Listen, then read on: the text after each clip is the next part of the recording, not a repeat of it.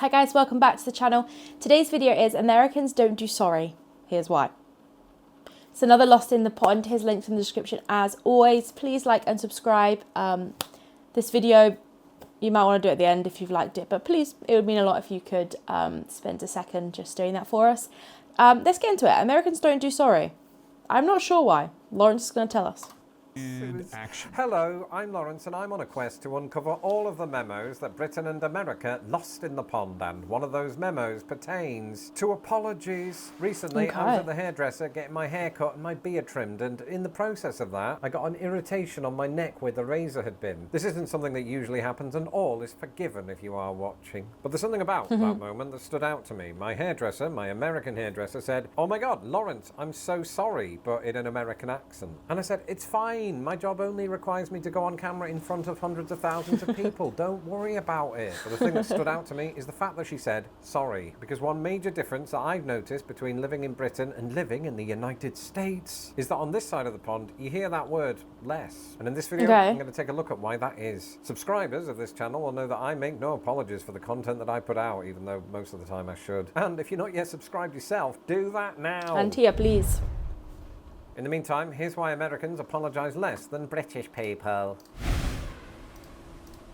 200 years ago, when I was 18, I studied linguistics. I loved it, because now I had an academic justification for the stupid that I said. And one of the things that I learned in depth and subsequently forgot about was politeness theory. What's politeness theory, Lawrence? I was doing that impolitely just for the humour. Well, politeness theory deals with the notion that we all carry a face. I don't just mean this, I mean our self-esteem. So think of the term, I was trying to save face. And there are two types of face, as posited by Brown and Levinson. They were the linguists that came up with politeness theory. And those two types are positive and negative phase. And you might be thinking, Lawrence, this is all way too technical. Just tell it to me like I'm 5. Our positive phase deals with the desire to be liked. And our negative phase deals with our desire to not be impeded or bothered or interrupted. And in Britain, we tend to prioritise our negative phase. In other words, we do our best not to impose on others. This is why you'll often hear British people say things like, "I don't mean to be a pain, love, but could I borrow your umbrella?" You know, that could impede the other person because they might need that umbrella because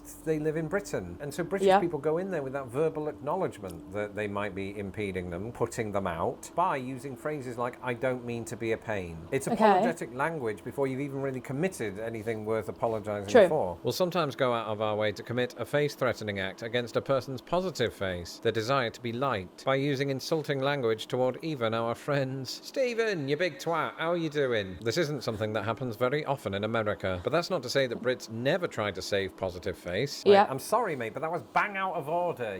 In other words, that's a not very delicate attempt to save the other person's face, because while you are telling them that their actions were wrong, you're starting it with that softening word, sorry. Now, obviously, in this circumstance, it can be perceived as a sarcastic sorry or a redundant sorry. Americans, on the other hand, would not do that. I don't think I've ever heard an American start a sentence, "I'm sorry, but," unless they are genuinely apologetic. I think that's the big difference, is that we have all manner of contexts in which we can use the word sorry in Britain that don't necessarily connect with the notion of an apology, whereas in America, the word sorry, believe it or not, is usually reserved for apologies. What a novel idea. It doesn't mean that Americans won't insert other similar phrases that might offset that kind of attack to the positive face. You often hear Americans say, "With all due respect, you're an asshole."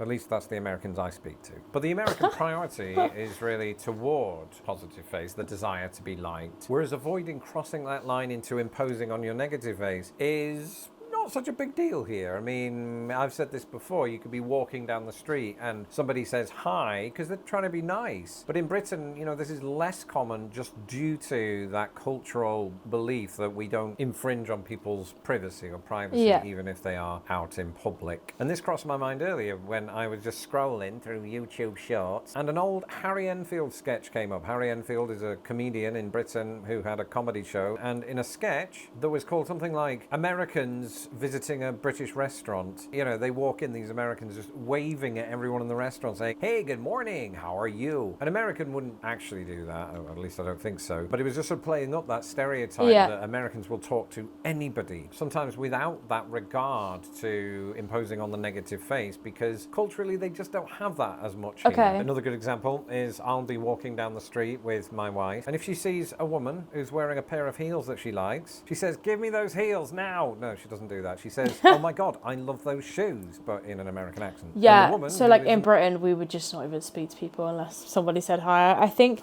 maybe in like certain places, like maybe in like the north and things, people will say hi, how are you, blah, blah, blah.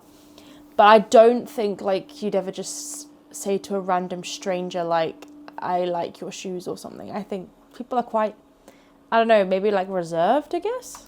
American responds back with, thank you, I got them at JCPenney for 30% off. And that's it, that's the conversation, and they just go their merry way. I must say, I don't think American blokes tend to do that. You know, like, excuse me, I love your tool belt, mate. Where'd you get? Never mind, never mind. As a British man living in America, I've spent years uncovering the subtle and sometimes not so subtle differences between our two countries. A few years ago, I was just mindlessly scrolling the internet when I came across this story from the point of view of British actor and comedian Simon Pegg. Now, my Anglophile audience might know him from Shaun of the Dead, Hot Fuzz, or even Spaced, but he also has a role in the Mission Impossible series, which stars somebody called Thomas Cruise. Tom and Simon are actually friends in real life. And Mr. Pegg, when talking about Mr. Cruise, said he maintains his authority by never apologizing for his mistakes. He oh my gosh. To say that if somebody corrects That's crazy. him, instead of saying sorry, Cruise will just say, yeah, and wink at me. I mean, he didn't even apologize to us all when he jumped up and down on that couch on Oprah. On Oprah's show, not on Oprah. And I imagine to an actor like Simon Pegg, who grew up in that same British sensibility that I did, that might seem either narcissistic or, as he says, a tool by which to maintain authority. I see it, though, as a potential example of this notion that you often hear in America, that apologies can be seen as a sign of weakness or an admission of blame. This is particularly true in business and leadership. Tom Cruise, in effect, is a businessman, somebody who considers himself a leader. And I remember when I worked for a business here in Chicago before I became a full-time YouTube sensation. There was one time when I completely messed up and I was late on a deliverable and I felt bad about it. So I actually went to the person who was overseeing that part of the project and I apologized to them and they were stunned.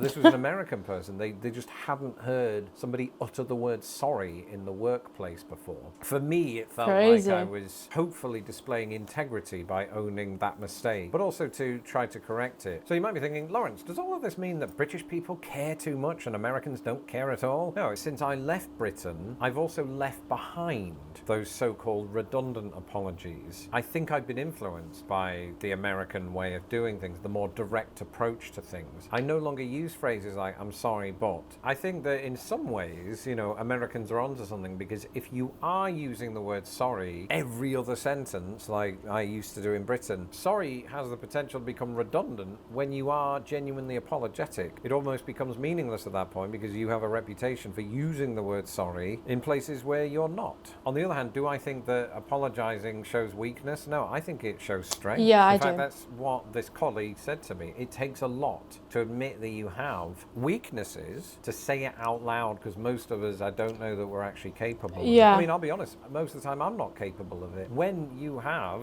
700 odd thousand subscribers, it goes to your head, and so you don't feel like you need to apologize much, and I've just realized that's why Tom Cruise is the way he is.